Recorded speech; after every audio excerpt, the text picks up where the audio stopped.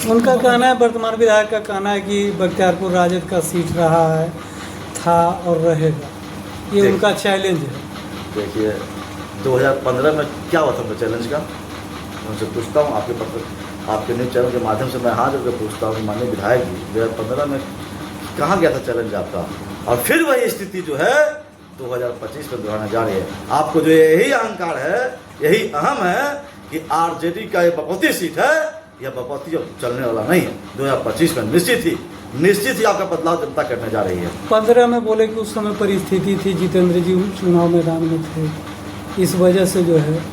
देखिए दोनों बात वही कर रहे हैं, कभी बोलते हैं परिस्थिति आ गई, कभी बोलते हैं कि राजद की सीट थी है और रहेगी, तो ये उनका अहंकार बोल रहा है। सीधी लड़ाई की बात वो करते हैं कि राजद और भाजपा के बीच सीधी लड़ाई में जो है ये सीट हमेशा राजद का रहा है। देखिए उनका दावा पेश करने दीजिए, उनको भी इस चीज़ का एहसास हो चुका है कि बख्तियारपुर की जनता ने इस बार बदलाव का मन बना लिया है, और उनका बदलाव निश्चित नहीं सुनिश्चित है।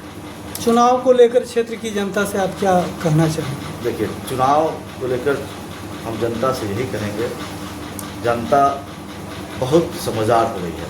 अब जनता पहले की जनता नहीं रह गई है। जनता को मालूम है कि विकास पुरुष कौन है, उसके क्षेत्र का विकास कौन कर सकता है, उसके हक और हकूक़ लड़ाई कौन लड़ सकता है। तो ऐसे में इस बार की जो लड़ाई है बख्तियारपुर विधानसभा क्षेत्र की, आप देखिएगा परिणाम बिल्कुल आश्चर्यचकित कर देगा। तेजस्वी जी आए अधिकार यात्रा में तो ऐतिहासिक भीड़ हुई, काफ़ी जनसैलाब रहा, तो इसको लेकर के थोड़ा जनता के बीच जो मैसेज आप क्या देना चाहेंगे?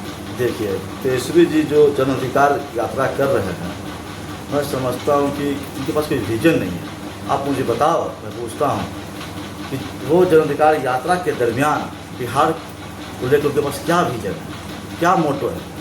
मुझे तो कुछ नहीं लगता। वो सिर्फ आकर कैमरा पर चिल्लाते हमने रोज़गार दे दिया, हमने 5 लाख रोज़गार बांट दिया।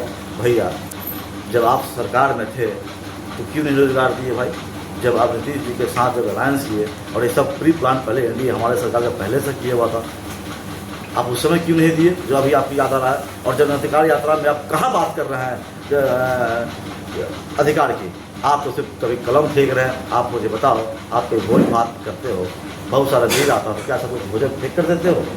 यह माँ सरस्वती का अपमान है। यह कलम नहीं है, वो माँ सरस्वती है, और जो माँ सरस्वती का अपमान करेगा उसको बिहार प्रदेश चलाने का कोई अधिकार नहीं है। अच्छा, इस पर आपकी क्या प्रतिक्रिया है? कुछ लोग ये कह रहे हैं कि दिल्ली से अचानक लॉन्च कर दिया। देखिए ये जो लोग कर उनको जानकारी नहीं है, ऐसा नहीं। आप देखिए बहुत सारे लोग जानते भी है।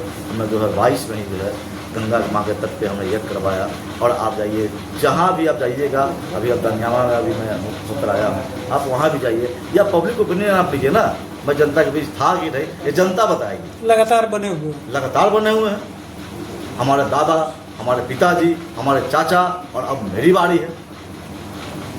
खुद को बख्तियारपुर के लिए समर्पित कर दिया। खुद को जनता बख्तियारपुर की जनता के लिए मैं समर्पित हूँ।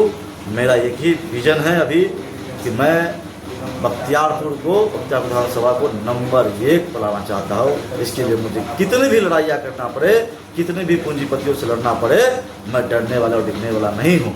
ये जो अभी आप देख रहे हैं कि जगह जगह मेरा बैनर को फाड़ जा रहा है, आप बैनर फाड़ कर मेरे हौसला को नहीं कम कर सकते हो। अगर मेरी हौसला को कम करना होगा तो मेरे सीने को फाड़ना होगा। आप मेरे सीने फाड़ने का तैयारी करो।